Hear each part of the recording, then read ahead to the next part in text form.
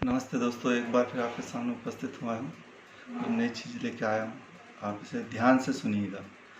पहले हम कुएं तालाब का मिला कुचला पानी पी लेते थे, है ना। पीकर भी 100 वर्ष तक तो जिंदा रह लेते थे।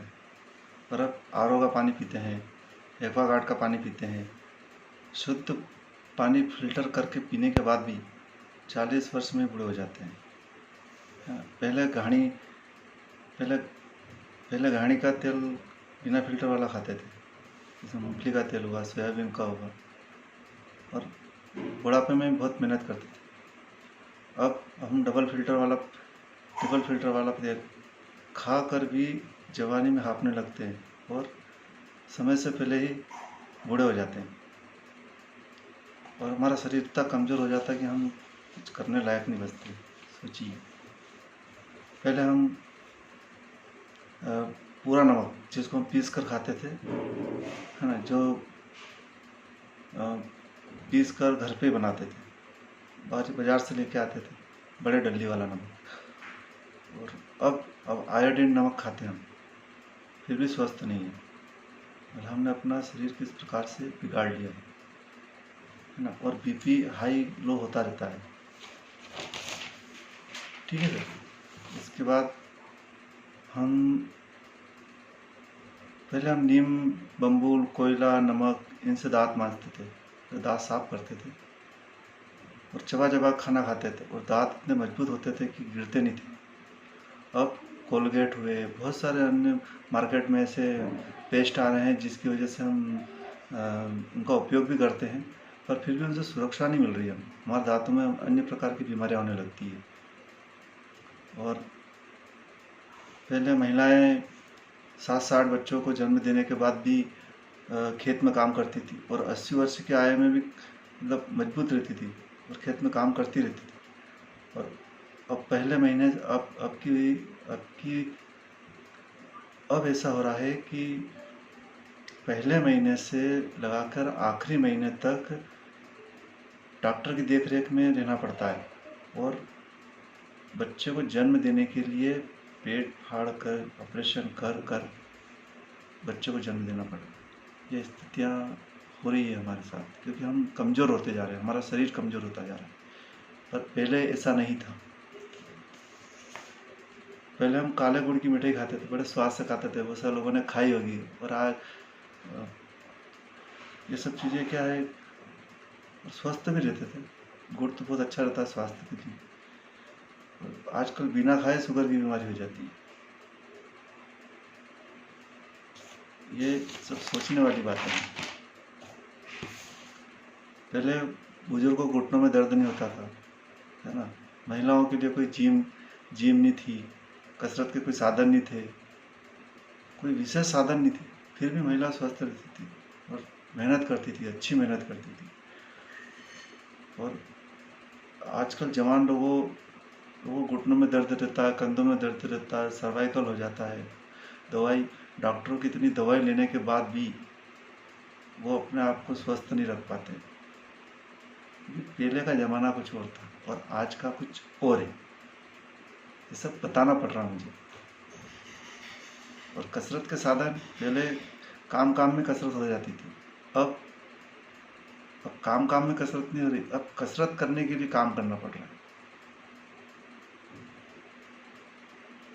या काम करने के लिए कसरत करना पड़े, जो भी इसको समझे आप।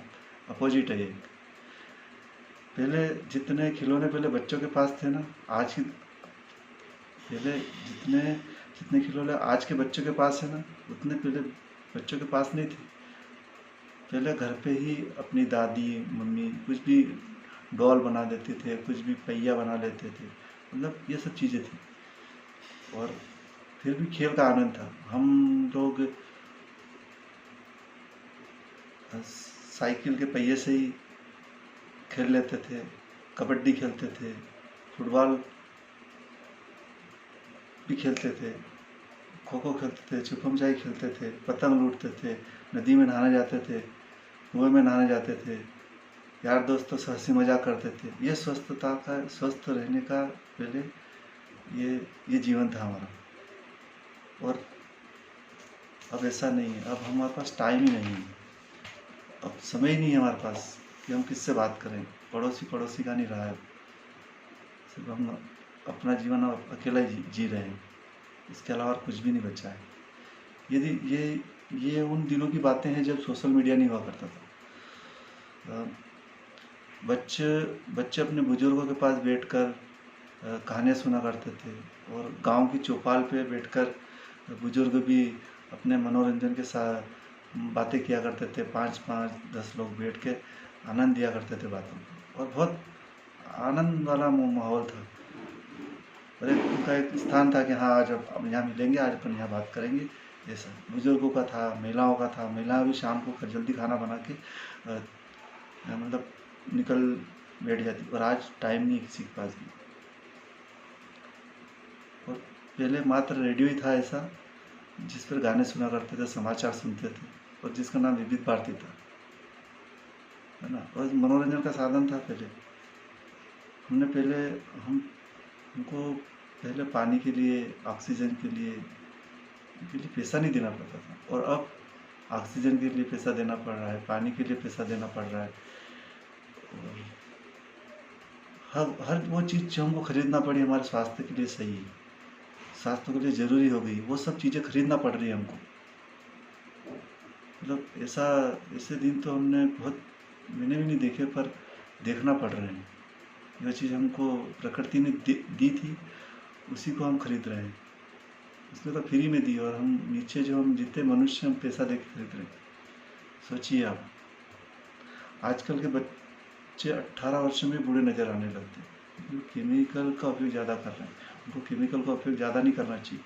जो वास्तविक नेचुरल जो चीज़ें हैं, अपने नेचुरल जो शरीर को चमका सके या सुंदर रख सके, उसके लिए आपको चंदन, ओरिजिनल जो चंदन रहता है उसको घिस के लगाना चाहिए, हल्दी लगाना चाहिए, दूध की मलाई लगाना चाहिए। ये सब, उससे ही सुंदरता नज़र आएगी, है ना। ये अब हम इसको करें तो कैसे करें, हमको करना कैसे है। तो इन सबको करने के लिए हमको प्रकृति का संरक्षण करना बहुत ज़रूरी है। ये वहीं आके बात अटकती है जहाँ हम पहले से शुरुआत। ये चीज़ें प्रकृति पे ही सब टिकी हुई है, और हमको प्रकृति को बचाना है। आप सोच लीजिए और समझ लीजिए, हम जितने भी खेल कूद के बारे में बात करी, जितनी भी मैंने अभी आपसे बात करी, ये सब प्रकृति पे डिपेंड करती है। क्योंकि ये सब चीज़ें तभी होएगी जब हम प्रकृति को बचा पाएंगे। क्योंकि हमारी प्रकृति धीरे धीरे क्या है, मतलब नुकसान हो रहा है इस काम को। जैसे नदी, तालाब, कुएं, उसके आसपास पेड़ लगाएं, जिससे क्या है, मिट्टी का कटाव नहीं होगा। औषधि वाले पेड़ पौधे लगाएं, है ना। सुगंधित फूल पौधे लगाएं, जिससे, और हमको जहाँ हमने जंगल काटे थे उन जंगलों को वापस बसाएं।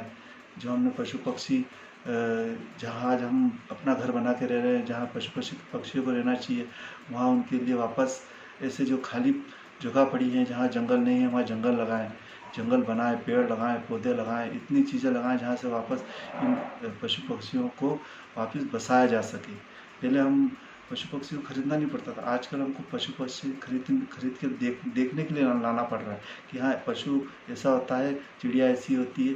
एक छोटी छोटी चिड़िया थी, देखी होगी आपने कभी, कि वो विलुप्त होती जा रही है ना। जो बरसात के मौसम में आती थी, छोटी छोटी चिड़िया थी, वो विलुप्त हो गई है, वो नज़र ही नहीं आ रही। शहरों में तो है ही नहीं है, गाँव में कभी मिल जाएगी तो देखना कभी आप, पर वो शहरों में नहीं है, वो यहाँ से तो चली गई। और जिस प्रकार से शेर हुए, चीता, भालू, जितने भी जानवर हुए जो खूंखार जानवर है, वो शहरों की तरफ क्यों आते हैं? वो अपना शिकार ढूंढने के लिए आते हैं, क्योंकि उनको जंगलों में कुछ बचा नहीं उनके लिए। जंगलों में हमने क्या करा है कि उनको उजाड़ दिया है। उनके घर, जहाँ उनका स्थान था, घर रहने का स्थान, वो सारा उजाड़ के हमने अपने स्वार्थ के लिए सब उपयोग कर लिया। अब उनको बसाने के लिए हमें वापस जंगल बसाना पड़ेंगे। ये भी बहुत ज़रूरी है। नहीं बसाएंगे तो वो तो अपना शिकार करेंगे, और वो भी विलुप्त हो जाएंगे। और आने वाला समय ऐसा होगा कि हम बहुत, प्रकृति तो पूरी नष्ट, पृथ्वी भी नष्ट हो जाएगी, और इसको बचाना है तो किसी न किसी को तो पहल करना पड़ेगी ना। ये सब चीज़ें आप लोगों को ही करना है, हमको नहीं करना। आप सभी को करना, हम सभी को मिल के करना है सब चीज़ें। आप सोचिए इन सब चीज़ों को, है ना। और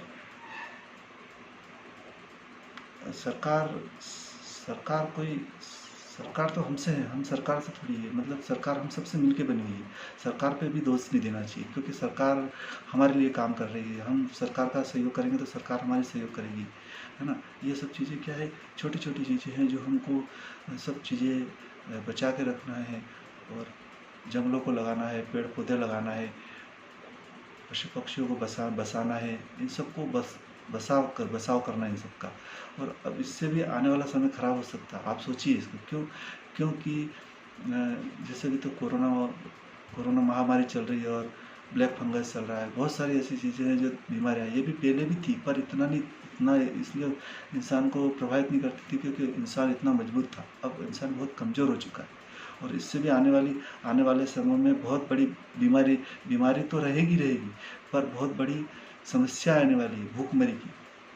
हमारे जब हमारे हमारे पानी नहीं रहेगा, फसल नहीं उगेगी, तो भूखमरी तो आएगी, और इसके लिए युद्ध होएगा। आप सोचिए इस चीज़ के लिए। और ये आने वाला समय ज़्यादा समय नहीं है, और ये युद्ध होगा, मिसाइलों से होएगा, तोपों से होएगा, सैनिक लड़ेंगे खाने के लिए। और हम सबको प्रकृति बचाना है, पेड़ लगाना है, पौधे लगाना है, पूरा वातावरण वापस सब सही करना है। इसलिए हमें एक दूसरे का सहयोग करना चाहिए, और सबको ये छोटी-छोटी बातें बताना चाहिए। धन्यवाद।